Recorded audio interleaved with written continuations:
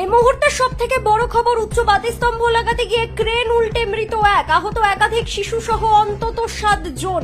সোমবার হিরবাদ থানা এলাকার বহরামুড়ি গ্রামের ঘটনা। আপনাদের আরো একবার জানিয়ে রাখবো, হিরবাদের বহরামুড়ি গ্রামে উচ্চ বাতিস্তম্ভ লাগানোর সময় ক্রেন উল্টে বছর 22-এর সোনু চক্রবর্তী নামে একজনের মৃত্যুর পাশাপাশি আহত অন্তত 7 জন।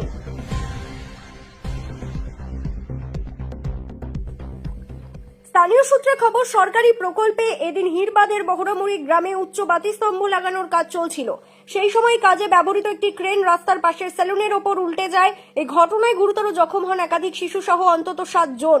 স্থানীয়রা দ্রুততার সঙ্গে তাদের উদ্ধার করে গুরুতর আহতদের বাঁকুড়া সম্মেলনী মেডিকেল কলেজ ও হাসপাতালে পাঠানোর ব্যবস্থা করেন। সেখানেই মৃত্যু হয় সোনু চক্রবর্তী।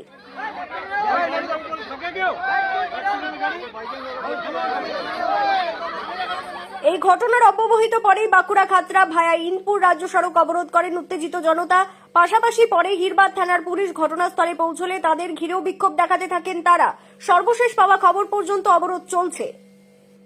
স্থানীয়দের দাবি, কোনো ধরনের সুরক্ষার ব্যবস্থা না করেই দায়িত্বপ্রাপ্ত ঠিকাদার এই কাজ করছিল।